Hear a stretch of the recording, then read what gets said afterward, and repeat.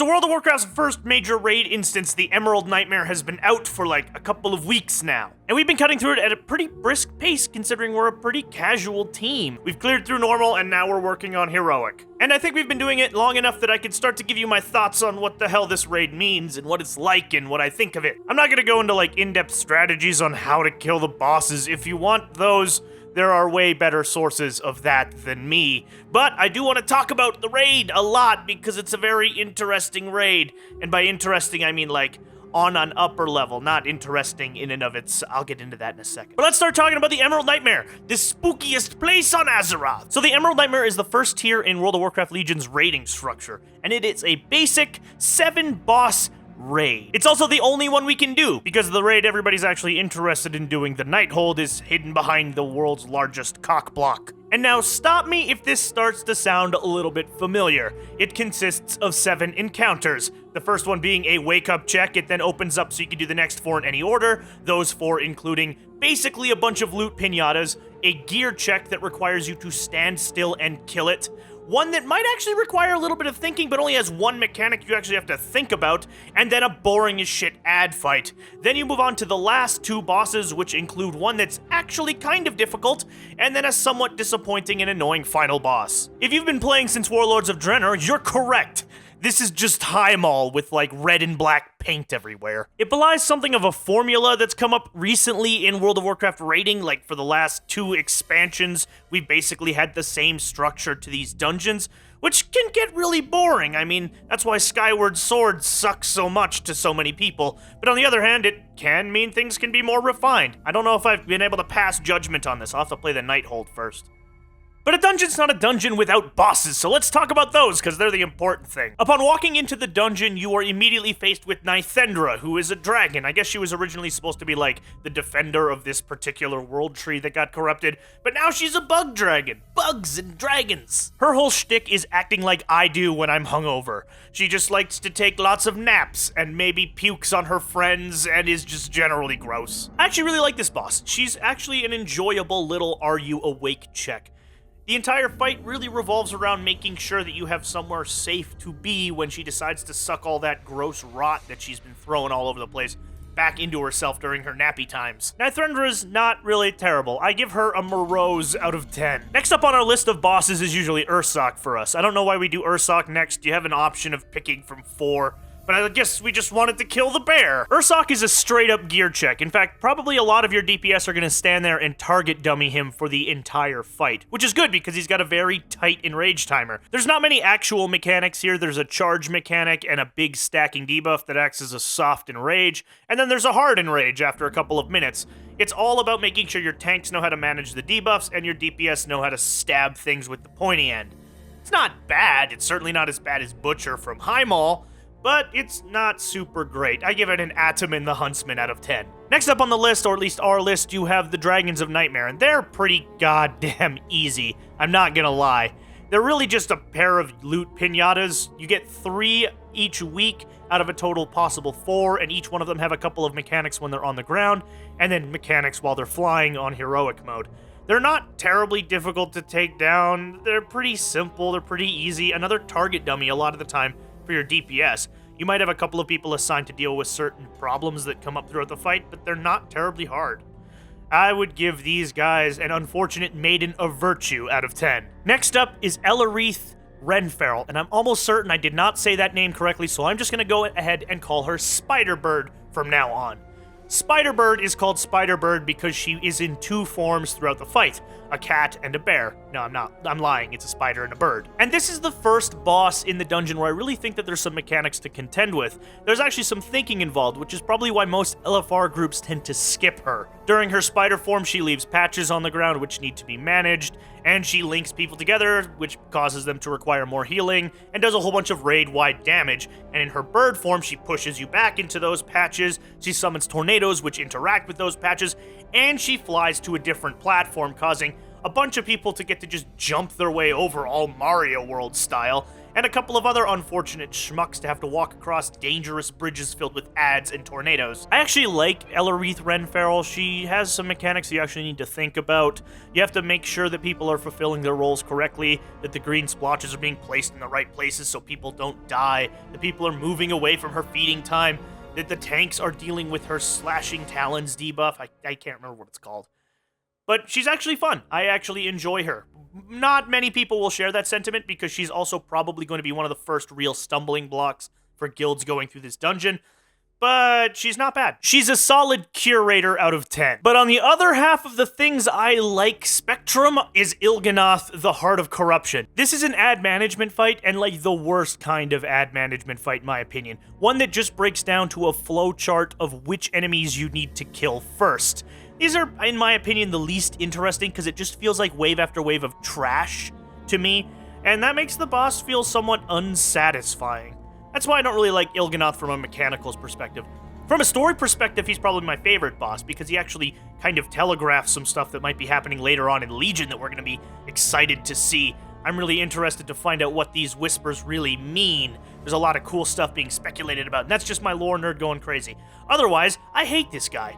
I hate this guy so much. He's a Terrestrian Illhoof out of 10. On the other side of the spectrum of ad fights, though, we have Cinereous, who once you've completed those other 4 optional bosses, you get to go beat the crap out of. Cinereous is another ad management fight, but I think he's a way better ad management fight. First off, because he's actually in the fight, unlike Il'gynoth's little tumoury core, which just has its little DPS phases. Cinereous, on the other hand, summons a bunch of ads to aid him, but you have the opportunity to cleanse those ads to aid you. And while there is certainly a flowchart of which ads you need to kill first, there is also a lot more choice in how cleansing these ads affects your run. And you can change that strategy up to be a little bit more interesting. We usually cleanse wisps and trees, but we could cleanse dragons or something else. There's more options in how you pursue this fight based on your raid comp. There's certainly probably going to be a cookie-cutter way, and I'm not going to say that all of them are viable, but it's more fun. And you actually get to fight Cinereous, as opposed to you fight a bunch of ads and then you hit a tumor. I'm going to give this guy the much-lauded Nether Spite out of 10. And then finally, we have Xavius. Xavius is the final boss of this raid, and he is underwhelming. We managed to kill him actually fairly quickly. There was very little actual progression that needed to be made against him, on normal at least. Hopefully on heroic he's a lot more dangerous. But I've noticed that there's just not that much progression that needed to happen, because he's a fairly basic fight and he has a lot of leeway for mistakes. Despite the fact that he seems very intimidating from all of his mechanics, you have a lot of room to move on him. And while he's mechanically complex in a lot of levels, you've got a lot of stuff going on in this fight, a lot of it kind of feels fluffy as opposed to somebody like High Imperator in the last raid, last expansion, who felt a lot more involved with all of his mechanics. Yes, he was a 13-minute fight, but Xavius is a 9-minute fight. And it's like, he just feels so empty despite so much stuff going on. You stack behind him in the second phase, and it basically renders his big meteor attack completely and utterly irrelevant. That's just one example of how somehow his mechanics feel more like they're kind of fluff on top of Xavius as opposed to something that needs to be dealt with like a real last boss should, and that kind of leaves you feeling disappointed at the end of the day. Xavius is not a terribly rewarding encounter. We killed him probably an aggregate after 3 or 4 attempts on normal, and this is with a semi-undergeared group. In fact, my shaman was healing on our guild's kill, and my shaman was running at 830. The rest of our healers were in low 840s. So we were arguably undergeared for the encounter, yet we still managed to take him down. He's just not that satisfying a boss, especially not that satisfying a final boss. It's like the cherry on top, but it's actually like a cranberry, and you're a little bit annoyed that you couldn't just have Cinereous as the last boss, who was actually a really good fight. This guy feels underwhelming on so many levels, and it really makes me sad, because there's so much build-up to him. There's so much kind of rise. You've got the entire zone of Val Sharad devoted to how much of a dick Xavius is, and then you get there and he's like, put on tons of weight, and he looks like he's been fucking hitting the gym like crazy, but then he just kind of falls over like a douchebag. You know what, for a normal boss somewhere in the dungeon, Xavius probably would have been alright. he probably would have been even maybe fun, but as the last boss of the Emerald Nightmare and a major lore character at that, his underwhelming performance is just kind of crap. I am going to have to give him the incredibly depressing Nightbane out of 10. So what do I think of the Emerald Nightmare as a whole, then? So I've talked about its bosses, and there's some good ones in there, like Ellerith and Endre, and even, I guess, Earthsock is probably pretty fun. But there's also some bad ones, like Xavius and Iligan. Cinereous is most certainly my favorite fight in the entire instance, but a lot of the other ones either feel like average or below average in terms of this. It is essentially just Heimal. Like, literally, it is just Heimal. It follows the exact same structure. You complete the first boss, then you're open to deal with the next 4 in any order, and then the last 2 have to be dealt with in a specific order. It's the whole same instance with a different coat of paint on it, and this is my problem with formulaic dungeon design. It just feels less interesting for it. The dungeon looks really cool. I mean, like Ellerith's room where you can see like pieces of Thunder Bluff floating in the background, that's really friggin' cool.